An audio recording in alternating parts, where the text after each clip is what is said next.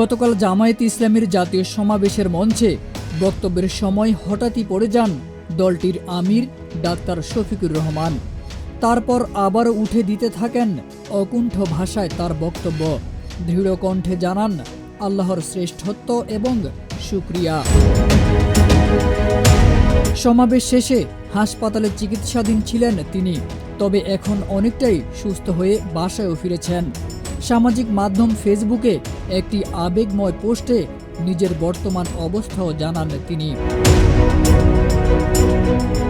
শফিকুর রহমান বলেন, আলহামদুলিল্লাহ, এখন আমি অনেকটাই সুস্থ।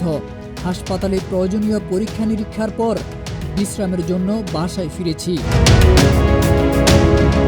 আমার এই সাময়িক অসুস্থতার কারণে আজকের সমাবেশে যে বিঘ্ন সৃষ্টি হয়েছে তার জন্য আমি আন্তরিকভাবে দুঃখিত জানিয়ে তিনি বলেন, এটি আমার ইচ্ছাকৃত নয়। মহান আল্লাহ নিশ্চয়ই এর মধ্যে কোনো কল্যাণ রেখেছেন।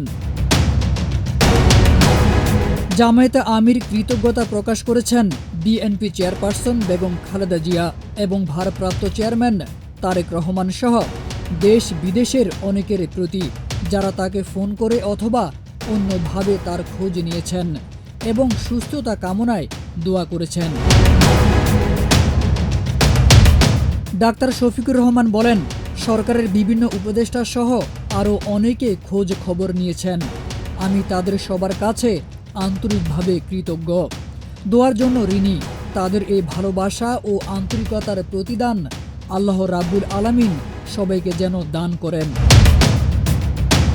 সবশেষে তিনি মহান আল্লাহর দরবারে প্রার্থনা করেন, লিখেন, রাব্বুল আলামিন তার এই গোলামকে বাকি জিন্দেগি তার পছন্দ মতো মানবতার জন্য কাজ করার তৌফিক দান করুন।